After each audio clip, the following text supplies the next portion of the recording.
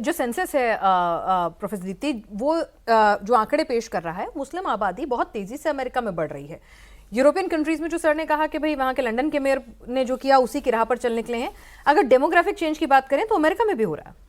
बिल्कुल पेनाज, ये demographic change ही हो रहा है। और अगर हम सिर्फ न्यूयॉर्क की पहले बात करें तो न्यूयॉर्क में क्योंकि जो पॉपुलेशन थी वो सारी इमिग्रेंट्स की इतनी मेजर पॉपुलेशन है, जिसमें 10% मुस्लिम इमिग्रेंट्स की पॉपुलेशन है, तो वो एक बहुत बड़ा फैक्टर रहा है ममदानी को जिताने के लिए। और ये चीज़ ममदानी को समझ में आ गई है कि भैया मुस्लिम कार्ड खेलकर, ये जो रिलीजन का कार्ड खेलकर है, जैसे आप कह रहे थे कि वो एक अर्बन इस्लामिस्ट के तौर पर अपने आप को प्रोजेक्ट करने की कोशिश कर रहे हैं, वो बिल्कुल सेंसेशनलाइज करने की कोशिश कर रहे हैं। क्योंकि अगर उनके आप रूट्स देखें, वो केवल 2023 में नहीं सर, 2020 में भी उन्होंने खालिद की डायरीज से पढ़ा है, लोगों को एड्रेस किया है, प्रेजेंट डायरीज के नाम से वो पढ़ रहे हैं, चर्चाएं कर रहे हैं। वो बिल्कुल बिल्कुल 23 में 20 में। और जब उनकी मदर का अगर आप देखें, मीरा नैयर, जो इंडियन आइडेंटिटी की बात भी अगर हम करें तो मीरा नैयर भी सीएए को लेकर 2019 से ही प्रोटेस्ट करती आ रही हैं। तो ये खानदानी एक सिलसिला चला आ रहा है कि भारत में मोदी को कहना कि तुम वॉर क्रिमिनल हो और यहाँ पे अयोध्या में राम मंदिर नहीं बनना चाहिए,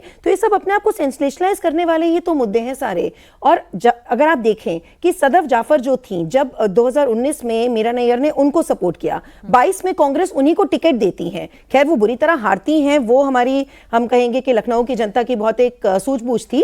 लेकिन जो ये दोनों मदर सन की जो एक ये पॉलिसी रही है कि बार बार एंटी हिंदू कार्ड खेलना, प्रो मुस्लिम कार्ड खेलना, अपने आप को इस्लामोफोबिया को जो एक अमेरिका में चल पड़ा था उसको खत्म करने की जो बात है, एक जो इस्लाम को आगे पॉपुलेशन, जेंडर, डेमोग्राफी, सब कुछ बहुत तेजी से ये बदलता, ये बिल्कुल जैसे आप सर कह रहे हो कि सादिक खान से ये और बहुत आगे निकलने वाली चीज है जो हमें बिल्कुल देखनी पड़ेगी। और स्टार्टिंग में आपने कहा था कि अपने आप को सोच रहे हैं कि हम प्रेसिडेंट बनेंगे। एज पर अमेरिकन कॉन्स्टिट्यूशन ये प्रेसिडेंट की रेस में खड़े ही नहीं हो सकते, because he is not born in America, he is an immigrant. तो उनको नेशनैलिटी तो जरूर मिल गई है, लेकिन वो प्रेसिडेंट के लिए एलिजिबल नहीं है। वो मेयर से आगे बढ़ सकते हैं, लेकिन प्रेसिडेंट के लिए वो आज भी एलिजिबल नहीं है। और जब तक कॉन्स्टिट्यूशनल अमेंडमेंट नहीं होती वो नहीं बन सकते। But still he wants to project himself कि देखिए भारत में तो पता नहीं कितना खराब हो रहा है, इतना ज्यादा एंटी इस्लाम, एंटी हिंदू सेंटिमेंट्स को वो और प्रो इस्लामिक सेंटिमेंट्स को वो बढ़ा रहे हैं, जो ये बहुत एक खतरनाक ट्रेंड है। प्रवीण सचदेवा जी, जो बात दोनों ने कही, प्रोफेसर दीप्ति ने और सर ने, तो क्या आप भी इस इत्तेफाक रखते हैं कि हाँ ये लंदन के मेयर की राह पर चल निकलेंगे और एंटी हिंदू पॉलिसी इनकी हो सकती है, सोच हो सकती है, क्योंकि खुद को उन्हें मुस्लिम के बीच में पॉपुलराइज करना है? Couple of things. फिलहाल के लिए तो मुझे नहीं लगता कि शायद ये सादिक खान जैसा बनेगा। और सादिक खान क्या है वो भी हमारे शायद अलग अलग व्यूज या सेम व्यूज हो सकते हैं, आई डोंट नो। पर मतलब सादिक से डिफरेंट होगा व्हाटएवर। बट यस, ये बात है जो बाकी और है कि ये इंडिया को लेकर के इसने डेफिनेटली नेगेटिव स्टेटमेंट्स दिए हैं, बहुत हमारी लीडरशिप को लेकर के देता रहा है। नाउ कमिंग बैक, जो पॉपुलेशन डेमोग्राफिक की बात है, न्यूयॉर्क की पॉपुलेशन है करीब, ये जो 5 बरोज न्यूयॉर्क सिटी जहाँ इलेक्ट हुआ है वहाँ पॉपुलेशन है करीब मेरे ख्याल से 8 मिलियन या 9 मिलियन। उसमें से करीब 1 मिलियन मुस्लिम्स हैं, करीब 1 मिलियन जूस है। और मैं इसलिए बता रहा हूँ ताकि वी कैन, हमारे व्यूअर्स को आइडिया हो, जो 10 लाख मुस्लिम हैं उनमें से जो वोटर्स रजिस्टर्ड हैं जो भी कुछ, बट एस्टिमेट है कि मोटा मोटा इसको करीब 3 लाख वोट मिले हैं, ठीक है ना, एज वेज हो। जूस जो हैं उनमें करीब 7 लाख ने वोटिंग करी है, उनमें से 1/3 जूस ने इसको वोट दिया है। तो द पॉइंट बीइंग दैट ये जो निकल के आया है ये केवल मुस्लिम सपोर्ट से तो जीत ही नहीं सकता, राइट। न्यूयॉर्क में आपके लैटिनोज हैं, क्रिश्चियंस हैं, जूस हैं, हिंदूज हैं, राइट। तो इसने एक अपना कैंपेन जैसे भी बनाया, ग्रास रूट से बनाया, जो भी करा, तो इसको अलग अलग तबकों से सपोर्ट मिला है। इसने इजराइल के खिलाफ ये बोलता है नेतन्याहू को मैं अरेस्ट कर लूंगा, आएगा न्यूयॉर्क, तो चाहे उसकी बात अलग हुई। ठीक है सर, पर एक चीज समझाइए दर्शकों के लिए कि आप बता रहे हैं कि भाई सबका सपोर्ट मिला है, हिंदुओं का भी, क्रिश्चियंस का भी, ज्यूइश का भी, तो ये गाजा के लिए बोलता है, हाँ ठीक है, ये मुस्लिम्स के लिए बोलता है, ये उमर खालिद के लिए बोलता है, तो फिर बांग्लादेशी हिंदुओं के लिए क्यों नहीं बोलता? Absolutely yes. मतलब एक कॉमन सेंस का सवाल है कि भाई अगर आप इतने लिबरल हो, आप इतने डेमोक्रेटिक और सोशलिस्ट हो, तो सबके लिए बोलो। नहीं, एक तो ये डिपेंड इसलिए भी करता है ना कि कौन सी कॉन्स्टिट्यूंसी है न्यूयॉर्क में जिनको ज्यादा इंटरेस्ट है। हाँ, डेफिनेटली हमारे हिंदूज हैं और हमारे हिंदू जो इंडियन अमेरिकन हैं वो इसके साथ एंगेज करते हैं, और सबके साथ कि भाई हिंदूज के माइनॉरिटी राइट्स दुनिया भर में जो रहे उन पर अटेंशन पे किया जाए, वो है। But at the same time मैं गाजा का एग्जांपल फिर से देता हूं। इसने now still many juice voted for him. The point being that America के अंदर काफी जूस इजराइल को सपोर्ट करते हैं पर नेतन्याहू को नहीं करते, राइट। तो काफी जो इसने कहा कि गाजा में इजराइल ने वॉर क्राइम्स करे हैं, राइट, तो many Jews agree with that. तो पॉइंट इसकी अलग अलग लेयर्स हैं, अलग अलग आइडेंटिटीज हैं जो ये लेके आया है। And I agree with both my esteemed colleagues की आने वाले समय में हम देखेंगे कि इसकी और स्टेटमेंट्स आएंगी अलग अलग टॉपिक्स को लेकर के, we don't know which topic को लेकर के आ सकती हैं। तो हमें डेफिनेटली बहुत केयरफुली इसको देखना है, समझना। पर एक चीज हम और भी कर सकते हैं, शायद डिपेंड करता है, हम इसको इग्नोर भी कर सकते हैं। I don't know, we have to see how to take it, right. इसकी